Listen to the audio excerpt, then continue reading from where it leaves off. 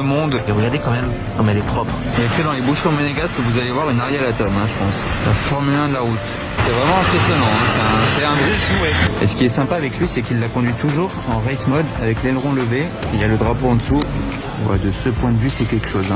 Oh, la SF90. Et on va la voir partir avec ses 4 sorties d'échappement. Elle impose vue d'ici. Et là, une fuite qui vidéo-bombe.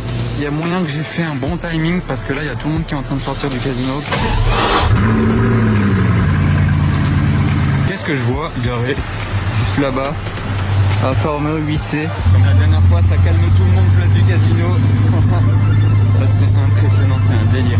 Mais ça fait plaisir de voir des voitures de ce genre dans des petites rues à Monaco. Wow, vous imaginez la voiture, on vous attend comme ça devant tout le monde place du casino. Allez, toute la place du casino s'est arrêtée.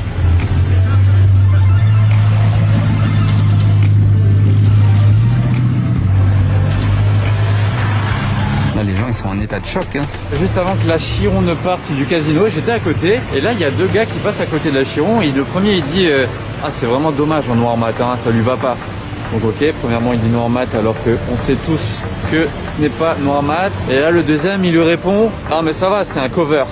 On dirait qu'il y a une voiture de la concession Mercedes. Il y a la plaque AMG derrière la plaque de garage.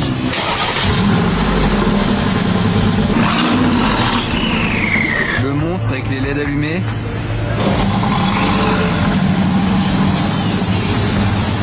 Qu'est-ce que c'est que cette Ford GT là-bas? J'ai jamais vu celle-ci. Les amis, j'ai retrouvé la Ford GT. On va voir si le V8 américain résonne un petit peu.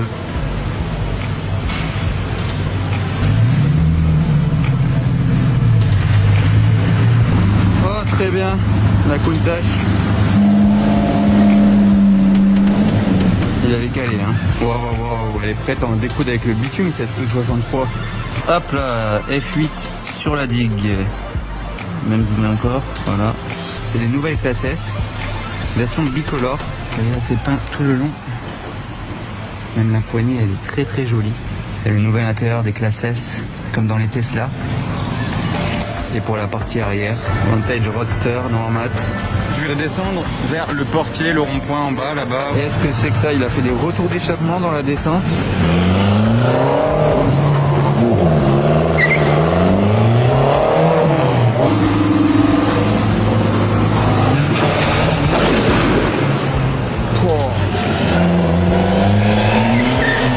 Oh. Je suis choqué, incroyable.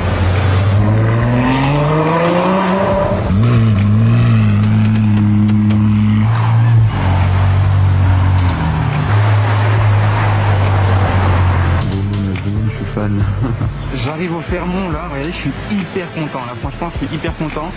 Je vais aller voir ce Classe G de plus près, c'est un Classe G DMC. Je suis refait les gars, regardez comme il est imposant. Regardez, ils ont modifié toute cette partie là en carbone et ils ont redessiné le regard de la voiture. On dirait qu'il a un silencieux là, mais regardez déjà la taille des échappements. Bon, ils vont bien avec la jante qui est aussi énorme. Après il est élargi en plus, C'est du 24 pouces. Tout le toit est en carbone.